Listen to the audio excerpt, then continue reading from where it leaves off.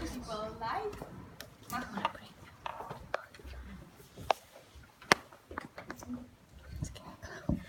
Oh my God! Who broke the vase? Who broke the flower vase? Was that you, Tom? No, Mom, absolutely not. Actually, it's the first time I see it like this. Of course, all of us have been through a similar situation where we had to get out of situation somehow, usually using a lie or two. Dear fellow Toastmasters, welcome guests. Tonight, we are going to have an honest look at this phenomenon and try to understand why people do actually lie. And what are the consequences of lying for the person as well as for people around them. First of all, let's cast aside any religious or moral considerations, which all agree that lying is evil, is wicked, just like in the book of Proverbs, chapter 19, verses 9. Any false witness cannot go unpunished, and he who breathes out lies will perish.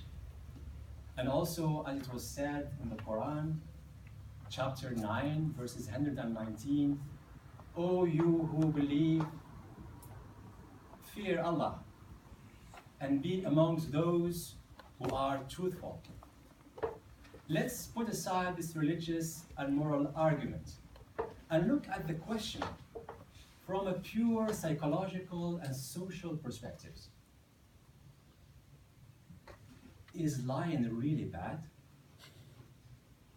Well, one might think that telling sweet little lies is a harmless social lubricant that makes us getting along with the others a little bit easier.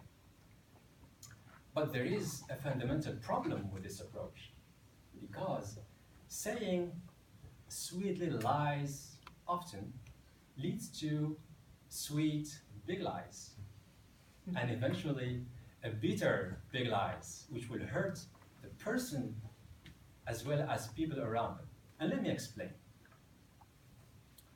When a person lies often, he actually holds in his mind double standards, two versions of the truth or reality.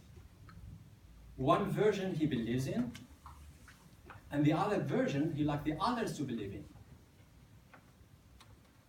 It is easy to create and come up with stories, but it is more difficult to keep up with the stories, to make them make sense all the time, especially if there are different versions with different people. And that often leads to a long-term loss of credibility, reliability, and trust. Take the example of Bill Clinton. In order to save himself from public embarrassment after his affair with Monica Lewinsky, he resorted to lying. He ended up with double embarrassment.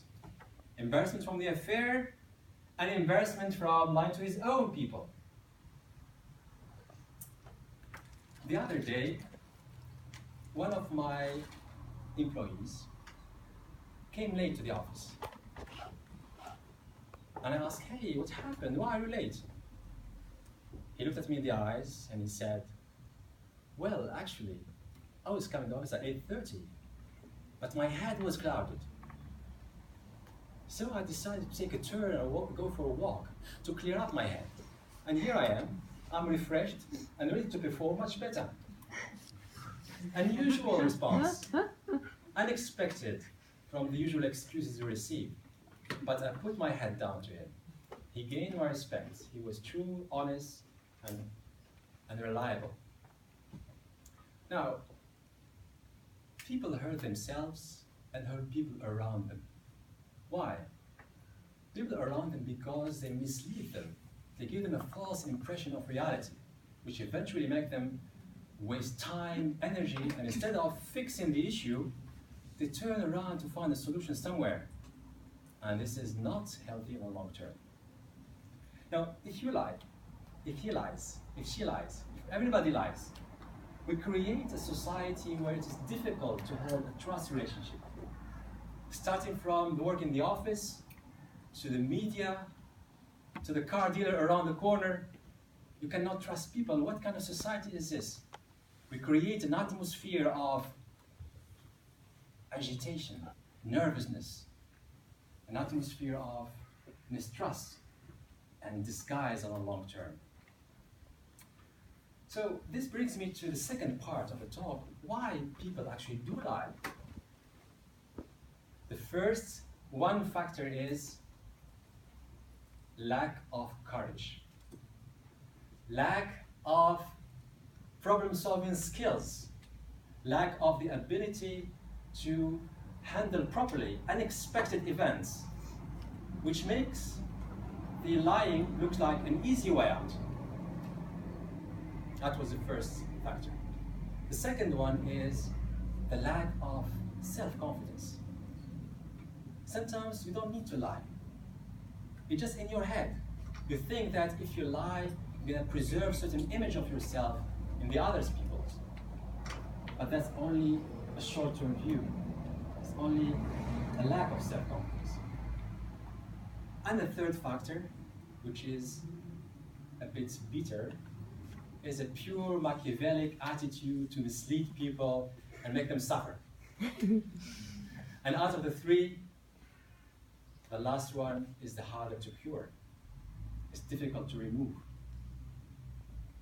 Ladies and gentlemen, people who lie often end up lying to themselves. That double standard, that dual version of reality, ends up being one, but a blurred one, which creates a state of confusion in their head. And they end up being in a state of doubt, instability, and so on. I invite you all to a 30-day experimentation where you abstain from any lie, no matter how small or how sweet it is. You'll open the door to inner peace, harmony, tranquility, serenity. Not only you change the way you look at yourself, but also people around you will do so. Thank you.